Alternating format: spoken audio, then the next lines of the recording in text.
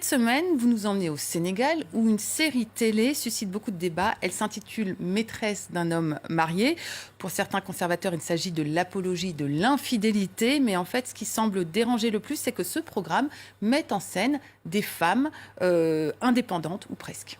Oui, la série tourne autour de 5 personnages centraux, 5 femmes qui sont libres, qui ne vivent pas uniquement pour satisfaire les besoins, les désirs ou les fantasmes des hommes. Elles travaillent, elles ont des vies finalement assez réelles qui correspondent assez bien aux vies des femmes réelles. Et ça ne plaît pas du tout, notamment aux islamistes qui organisent des manifestations parce que cette série est accusée de corrompre la jeunesse notamment.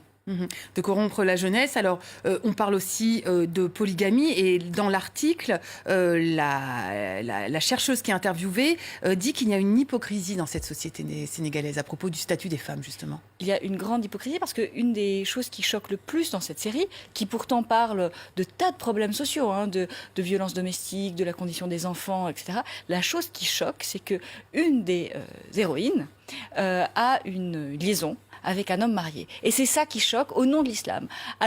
Et parce que ça ferait la promotion de l'infidélité. Alors même qu'au nom de l'islam, on permet la polygamie et que les gens qui s'insurgent contre cette série trouvent ça tout à fait normal qu'un homme ait 4 épouses, ne trouvent pas du tout ça normal qu'une femme ait une liaison avec un homme marié. Donc une série télé qui fait beaucoup débattre. À l'origine de cette série, c'est une femme, une productrice. Elle a vraiment volontairement voulu casser des tabous, en fait. Oui, c'est Callistaci pour la nommer.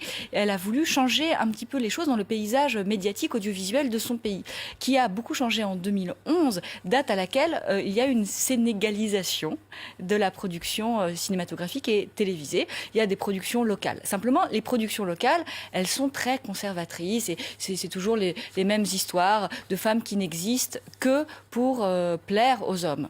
Et pour la première fois, on a quelque chose de différent. Donc, effectivement, c'est une entreprise assez volontaire, assez militante et qui change les habitudes des gens. Ça plaît beaucoup, d'ailleurs, il y a des millions de gens qui ont déjà vu cette série.